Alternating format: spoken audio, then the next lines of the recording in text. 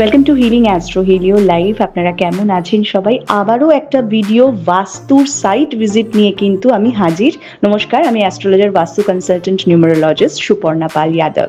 আপনারা যে ভিডিওটা দেখছেন এটাতে আমরা সাইট ভিজিট করেছিলাম and there was a big project.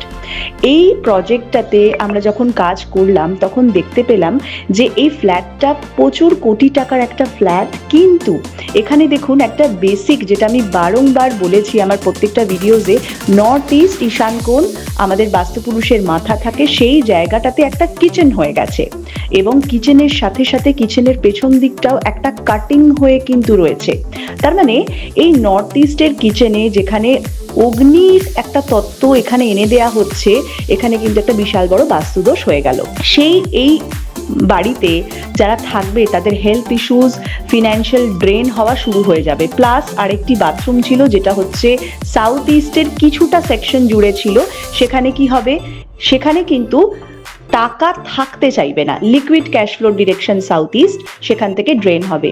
এই নতুন বাড়ি তারা ভাবলেন কেনার পরে প্রচুর টাকা দিয়ে তারা কিনেছেন, তার আগে ঢোকার আগে যদি বাস্তু একবার দেখিয়ে নেওয়া হয় খুব ভালো হয়, এবং that was a very good decision. আমরা এই বাস্তুতেই অবশ্যই নর্থ ইস্টকে 100% কারেক্ট করা যায় না, কিন্তু আমরা কিছু ট্রিটমেন্টসের মাধ্যমে, যেহেতু নর্থ ইস্টটা ড্যামেজ পুরোপুরিভাবে রয়েছে, 90 ডিগ্রি অ্যান্ড 45 ডিগ্রিটা পুরোপুরি ড্যামেজ, সেখানে আমরা ম্যাপটাকে গ্রিডিং করলাম। আপনারা দেখতেই পাচ্ছেন বিশাল বড় একটা ম্যাপ ছিল, সেটাকে অ্যানালিসিস করে সেইভাবে ইন্টেরিয়ার করার এখানে সাজেশন দেয়া হলো, যাতে ওই নর্থ ইস্ট জোনের যে রেডিয়েশনসগুলো সেগুলো যাতে পুরোপুরিভাবে ব্লক হয়ে যায়।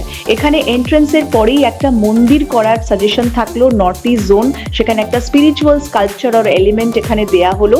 আরেকটা জিনিস এই ফ্ল্যাটটার, সেটা হচ্ছে ডাইনিং, বেডরুম অথবা স্টাডি রুম, এখানে কিন্তু কোনো সমস্যা ছিল না। পুরো ফ্ল্যাটটা বাস্তু মতেই ছিল, শুধুমাত্র নর্থ ইস্ট আর সাউথ ইস্ট ড্যামেজড। এখানে সাউথ ওয়েস্টে বেডরুম যেখানে হওয়ার কথা, রিলেশনশিপের জায়গায়, সেখানে একটা ফটো ফ্রেম সাজেস্ট করা হলো। তো এইভাবে কিন্তু এই বাস্তুটাকে আমরা এনার্জাইজ করলাম এবং এনার্জি চেক করে দেখা গেল যে 180-র বেশি এনার্জি রয়েছে, উইচ ইজ অ্যাকচুয়ালি ঠিক আছে, অ্যাভারেজ, বাট বেস্ট তো অবশ্যই নয়।